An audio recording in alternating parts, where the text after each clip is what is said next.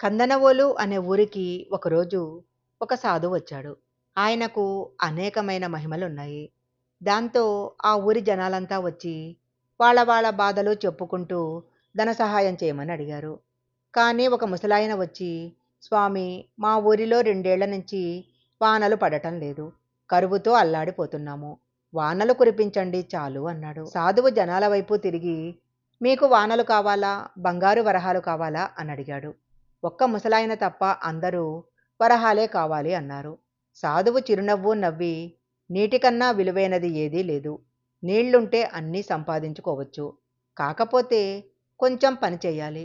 ఒక్కసారి ఆలోచించుకోండి అన్నాడు. కానీ జనాలు మాత్రము తమకు బంగారు వరహాలే కావాలి అన్నారు. సరే అయితే, రేపు వరహాల వాన పడుతుంది. కానీ మళ్ళీ ఎప్పటికీ మామూలు వాన పడదు. సరేనా అన్నాడు. అందరూ సంతోషంగా సరే సరే అన్నారు. సాధువు ఆకాశం వైపు చూసి చేతిని గాలిలో ఆడించి, రేపు తెల్లవారగానే వరహాల వాన పడుతుంది, వెళ్ళండి అని చెప్పాడు. జనాలంతా ఇళ్లకు తిరిగొచ్చారు. ఆ రోజు ఎవరికీ నిద్ర పట్టలేదు. ఎప్పుడెప్పుడు తెల్లవారుతుందా అని ఎదురు చూడసాగారు. తెల్లవారగానే సాధువు చెప్పినట్లే వరహాల వాన కురవటం మొదలుపెట్టింది. జనాలంతా దొరికినవి దొరికినట్లు ఏరుకొని ఇళ్లల్లో పెట్టెల్లో నింపుకోసాగారు. అవి నిండగానే బిందెల్లో బానల్లో ఉన్న నీళ్లన్నీ పారేసి వాటిని కూడా బంగారంతో నింపుకున్నారు. ఇళ్లలో ఉండే తినుబండారాలన్నీ బయటపడేసి సంచుల నిండా గదుల నిండా అంతా వరహాలతో నింపేసుకున్నారు. వరహాల వాన పడుతూనే ఉంది. చెరువులు బావులు అన్నీ వరహాలతో నిండిపోయాయి. వీధులన్నీ వరహాలతో నిండిపోయాయి. ఊరిలోని జంతువులు జనాలు ఇళ్ల బయట పారేసిన ఆహారమంతా తిని హాయిగా నీటిని తాగేశాయి. జనాలంతా వరహాలను చూసి చాలా సంతోషంగా ఉన్నారు. నెమ్మదిగా చీకటిపోయి వెలుతురు రాసాగింది. గంట గంటకు ఎండ పెరిగిపోతూ ఉంది. అందరికీ నాలుకలు తడారిపోతూ ఉన్నాయి. ఆకలైతూ ఉంది. తిందామంటే తిండి లేదు. తాగుదామంటే నీళ్లు లేవు.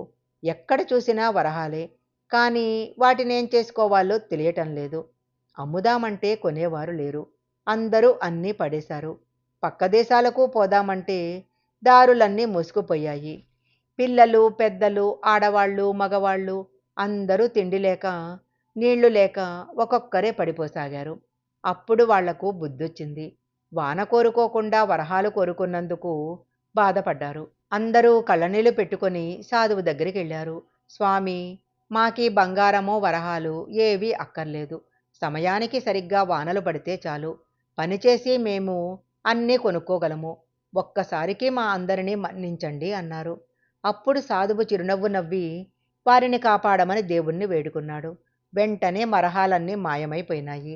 కాసేపటికే భూమంతా తడిసి ముద్ద ముద్ద అయిపోయేటట్లు, పిల్ల కాలువలు ఉరుకులాడేటట్లు మంచి వాన కురిసింది.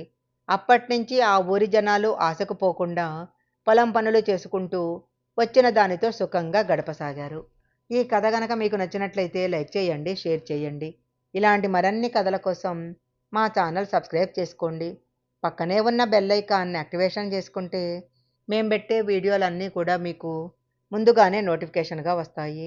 మరొక మంచి వీడియోతో మళ్ళీ కలుసుకుందాం.